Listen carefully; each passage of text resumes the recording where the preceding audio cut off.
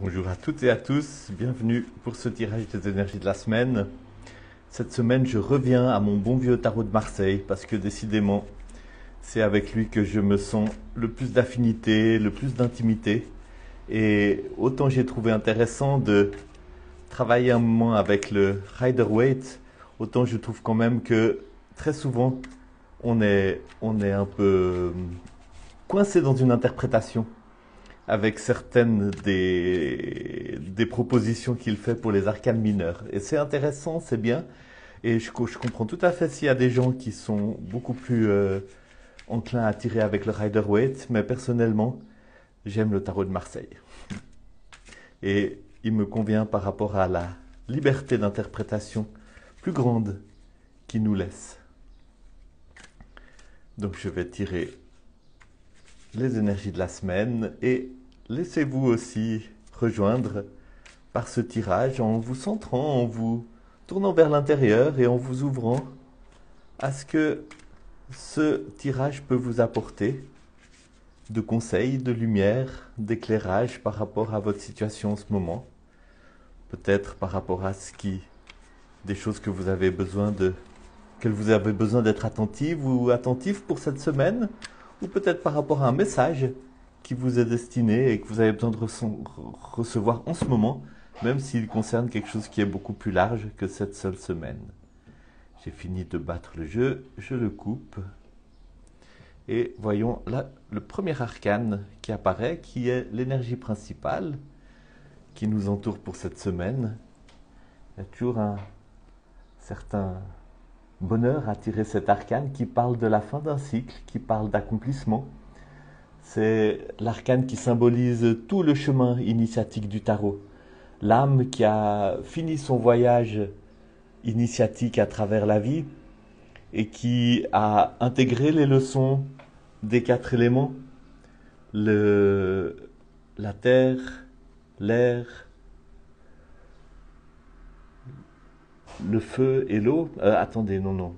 Qu'est-ce que je dis? La terre, le denier, l'air avec l'épée, l'eau avec l'aigle et le feu avec le lion. Vraiment, c'est une carte qui ne dit pas forcément que tout est fini et que vous avez tout compris et que vous avez tout réalisé, mais qui dit qu'il y a la fin d'un cycle important dans votre vie qui vous permet de passer à quelque chose de nouveau avec quelque chose de solide dans vos bagages, quelque chose que vous avez appris et qui vous a construite, qui vous a construit dans de nombreux domaines. Vous avez intégré plusieurs leçons de vie qui sont importantes pour votre cheminement, pour votre évolution, pour votre voyage de l'âme à travers la vie. Et cette carte vous parle de ça. C'est une carte encourageante et c'est une carte qui invite à faire confiance à ce qu'on a appris, peut-être aussi à le rassembler, peut-être à vraiment s'approprier ces leçons et à se préparer à une nouvelle étape. Voyons l'énergie sous-jacente à cet arcane 21, le monde. Et c'est le 5 de bâton. Le bâton, c'est le feu, c'est l'énergie vitale, c'est l'envie d'agir, c'est la créativité, c'est l'envie, c'est les projets, c'est le,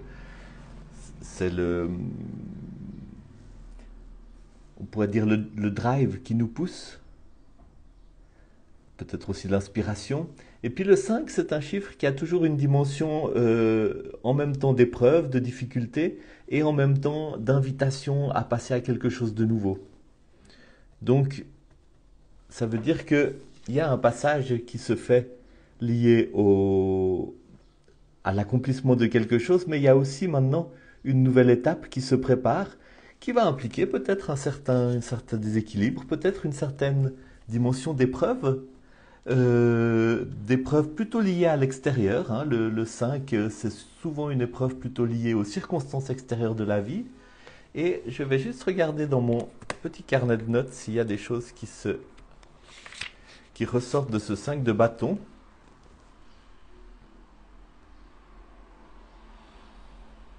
Ouais, il y a un appel à retrouver son intégrité dans le 5 de bâton. Le, le 4 de bâton disait voilà, vous avez posé les fondements de votre activité.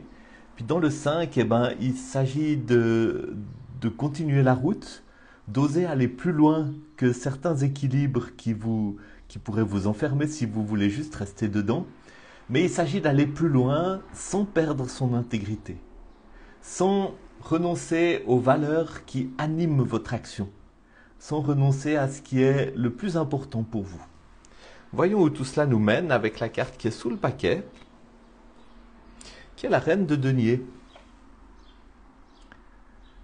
La reine de denier, c'est un personnage très sage, très compétent, très ancré, avec une prudence et avec une...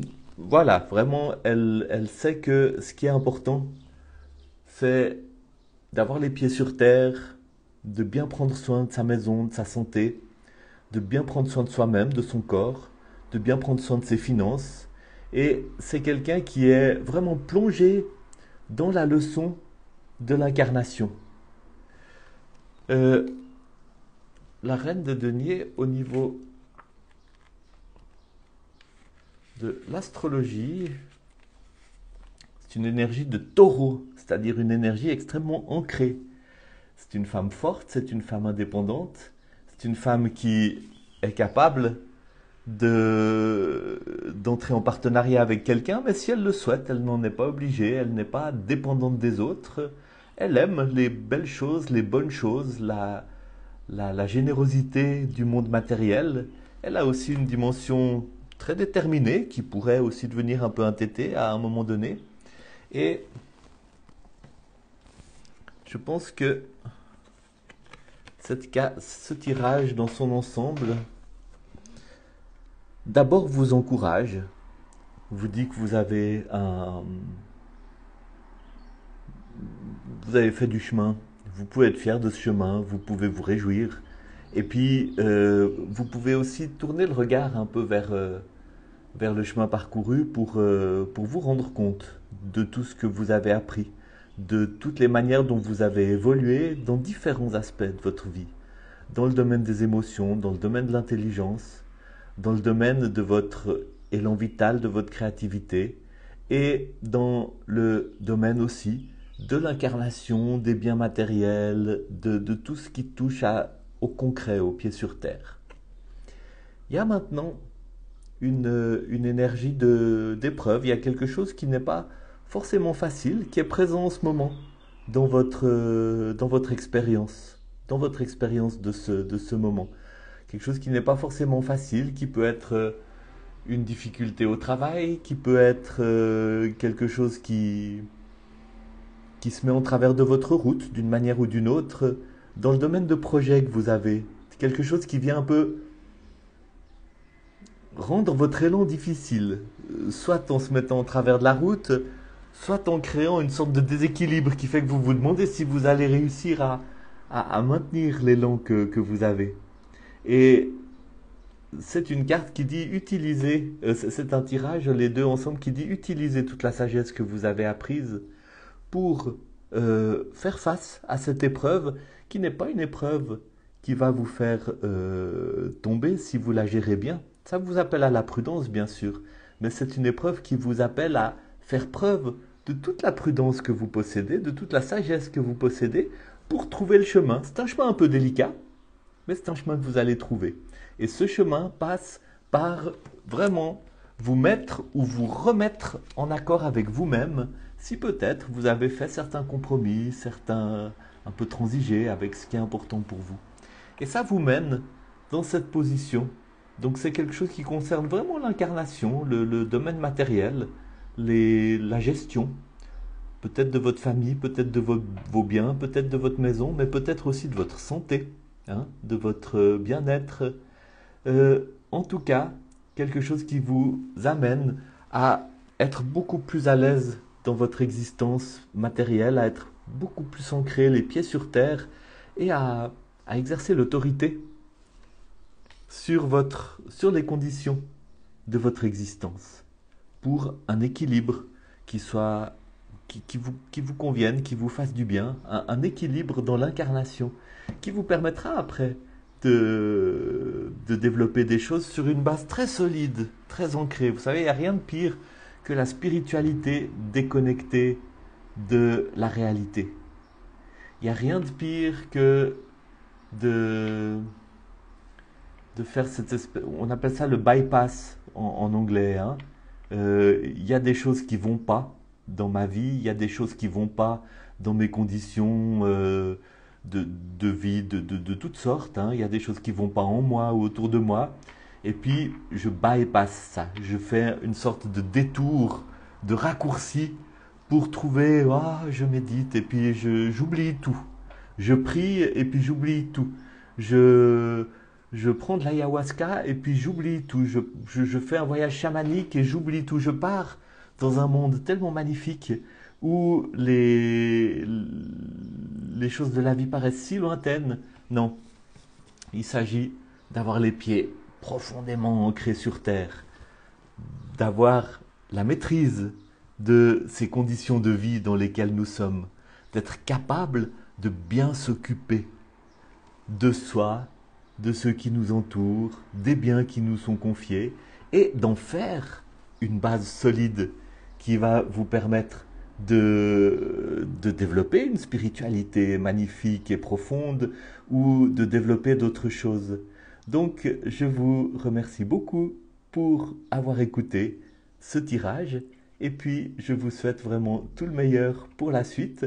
Je pense que je vais faire une pause estivale. Je pense que la semaine prochaine, ce sera le dernier tirage ou peut-être l'avant-dernier.